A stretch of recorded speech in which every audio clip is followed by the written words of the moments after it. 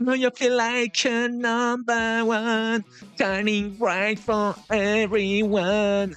Et ouais, Bleach revient pour son dernier cours, on va en parler. Bonjour, c'est Smoko. Après cette incroyable performance indigne de The Voice, on se retrouve pour un nouveau Japanimation News Express. Il y aura du Bleach, comme vous l'avez deviné, et il va y avoir d'autres news aussi. Bon, allez, c'est parti! Et on commence tout doucement avec le prochain film prévu normalement cette année du studio Ufotable. Ouais, donc le gros studio maintenant réputé mondialement pour la qualité de leur production. On ne les présente plus eux aussi. Il y en a beaucoup qu'on ne présente plus. Oui, ils reviennent avec donc l'adaptation d'un visual novel de Type Moon pour cette année. D'un jeu qui était sorti en 2022 sur Steam, ensuite il était sorti plus tard sur console. Je ne sais pas si c'est un remake ou quoi, moi les visual novels ça fait deux, mais en tout cas il s'agit de Maotsukai no Yoru ou Witch on the Holy Night, donc qui nous présente les feuilles de design de ces personnages pour ce film prévu cette année.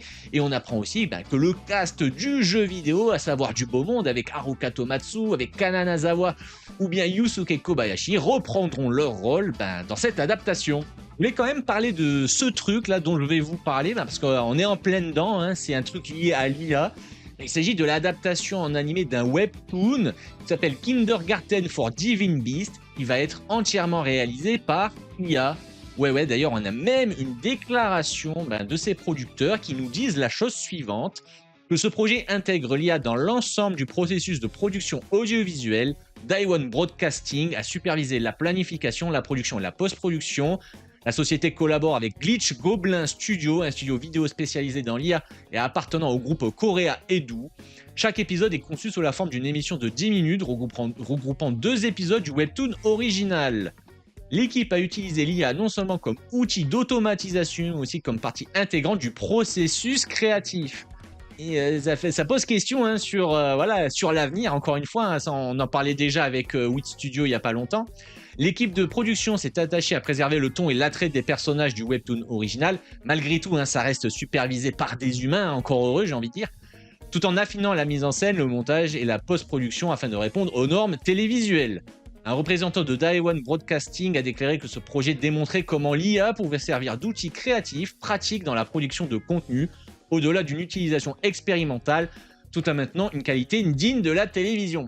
Évidemment, vous vous ferez votre propre idée. Moi, j'ai mon avis sur la question. Encore une fois, l'IA, il faut que ce soit un soutien pour l'homme plutôt qu'un remplaçant. Moi, je suis plutôt dans ce bord-là. Après, on va voir comment l'animé sera fait entièrement par IA. Donc, si vous voulez jeter un coup d'œil par curiosité, ça sort normalement ce mois-ci, je crois, sur des plateformes coréennes. Peut-être ça popera un petit peu partout, que ce soit sur YouTube ou d'autres plateformes. Mais on gardera un œil dessus pour voir un petit peu ce que ça donne, comment l'IA fait ses animés. Et on enchaîne avec la suite en format film de la série Shibu Yugi qui avait été diffusée il n'y a pas si longtemps. Peut-être c'était un animé de hiver 2026, là, donc c'est tout récent. Et il va y avoir un film et on nous révèle pour le coup un visuel sur la plage avec des filles en maillot ainsi qu'un nouveau trailer et c'est prévu pour le 10 juillet dans les salles japonaises. Et c'est lors du Festival de Cannes qu'on apprend que la société de films K2 Pictures prévoit une adaptation en animé au format film de Gigante de Hiroya Oku, connu pour aussi Gantz, peut-être que vous connaissez de nom.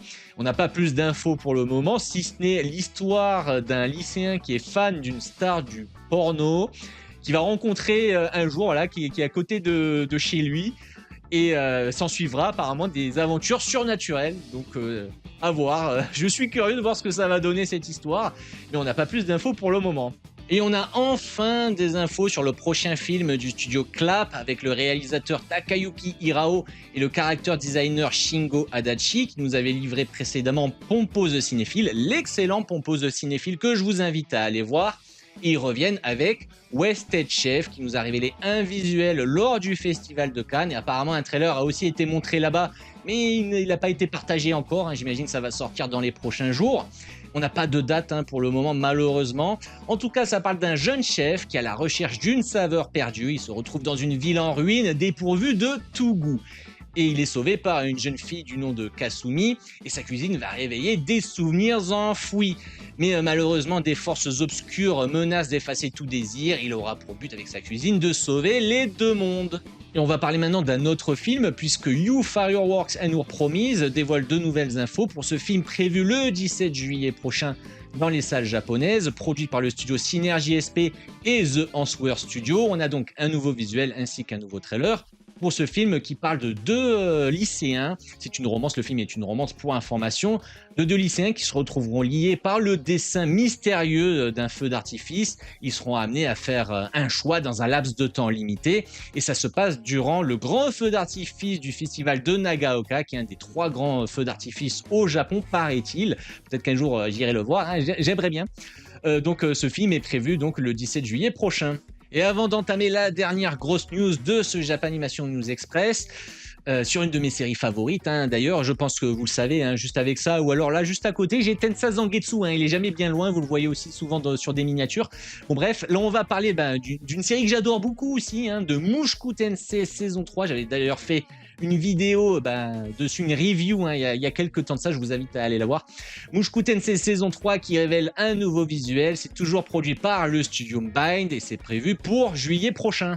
Et ouais, Tensa Zangetsu, il est toujours là. Quelque chose que j'avais eu à la Japan Expo de 2015 et depuis 11 ans, il me suit toujours. J'ai déménagé 2 ou 3 fois depuis, il est toujours là. Comme quoi j'adore cette série. Hop. Donc oui, Bleach, le dernier cours de la guerre sanglante de 1000 ans, The Calamity, de son sous-titre, nous a révélé aujourd'hui un nouveau trailer, pour la dernière partie. Je me rappelle encore, c'est parce que Bleach c'est toute mon adolescence. Attention, je fais un petit peu un aparté sur ma vie personnelle. C'est un petit peu mon adolescence, c'était mes années de collège, c'était mes années de lycée. Et quand je suis arrivé à la fin de mon lycée, quand j'ai appris que Bleach allait s'arrêter au 366e épisode à la fin de l'Artful Bring, putain, j'étais dégoûté. Je fais mais non, putain, le manga il continuez l'animé. Et en 2022, le miracle s'accomplit. On a eu Bleach avec un putain de retour, avec un staff de ouf, avec une animation de ouf, une production de ouf. J'étais trop content et ça fait déjà 4 ans depuis le premier cours. Et on espère, j'espère qu'après la fin de ce cours, ils annoncent la suite avec l'arc des enfers. Putain, j'aimerais trop. Studio Pierrot, les producteurs, Aniplex, qui vous voulez, faites une suite. Je veux que Bleach continue. C'est trop bien, c'est trop cool, c'est génial. Et voilà, c'est la fin de ce Japanimation News Express. Merci d'avoir regardé la vidéo. Merci de m'avoir écouté. C'était Smoko. N'hésitez pas à laisser un commentaire sur les news qui vous ont plu, déplu. Si vous avez quelque chose à ajouter, je lis les commentaires. Il n'y en a pas beaucoup. On espère que la chaîne grandira un petit peu plus, je l'espère, parce que moi ça me fait plaisir de vous apporter toutes ces news pour que vous soyez à jour sur toutes les infos de la Japanimation, sur ce que vous aimez, parce que moi la Japanimation j'adore ça, c'est une de mes passions. N'hésitez pas à vous abonner pour le coup si ça vous a plu. Et sur ce, je vous dis bye bye et à la prochaine.